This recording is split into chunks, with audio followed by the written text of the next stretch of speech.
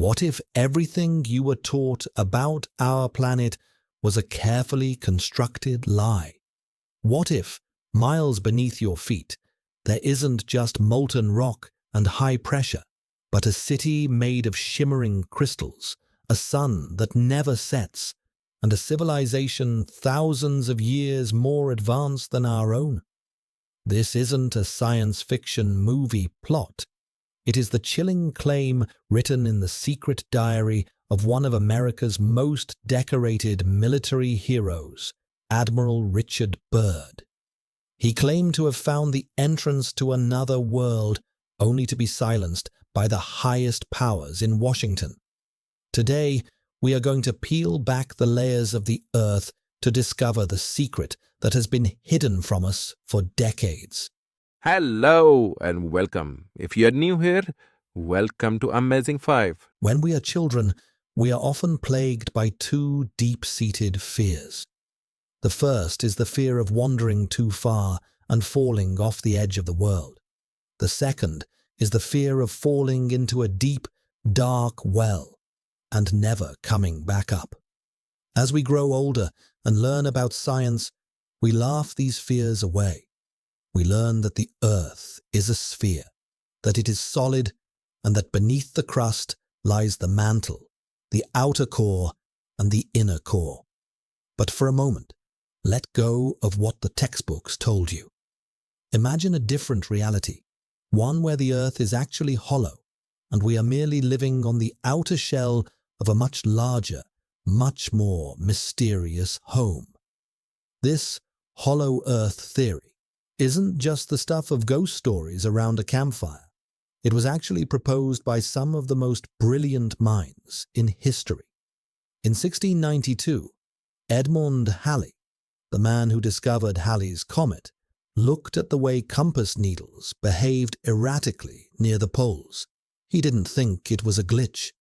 Admiral Richard Byrd was no amateur explorer. He was a highly respected United States naval officer and the first person to fly over both the North and South Poles. However, it is his flight on February 19, 1947, that changed everything.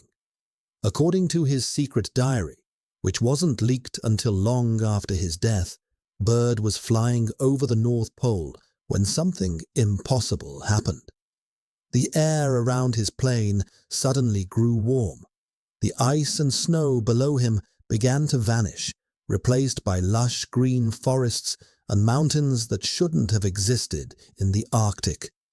His navigation instruments began to spin wildly, and his radio went dead.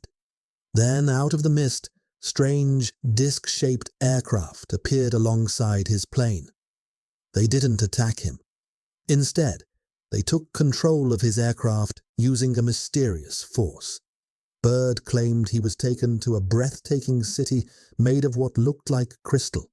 There, he met beings who called themselves the Masters. They didn't look like monsters. They looked human, but taller, more graceful, and radiating a sense of deep peace. They told Byrd that they lived in a realm called Agartha. They had stayed hidden for eons, but after the humans exploded atomic bombs over Hiroshima and Nagasaki in 1945, they became worried. They saw humanity as a child playing with fire, and they wanted to send a warning. If Byrd's story was just a dream, why did the government try so hard to bury it? And why are there similar stories carved into the history of every ancient culture? In Turkey, there is a real place called Derinkuyu. It is a massive underground city, 18 stories deep, built to house 20,000 people. It has ventilation shafts, wells, and hidden doors. No one knows exactly who built it or why they needed to hide so deep. In Egypt, under the paws of the Great Sphinx, researchers in the 1970s and 90s discovered secret chambers and tunnels. Some believe these are the halls of records, leading down into the inner world Byrd described. Nature rarely screams its secrets. It whispers them. Admiral Byrd's diary ends with a haunting thought. He believed that the land beyond the pole was the true center of the Earth's mystery.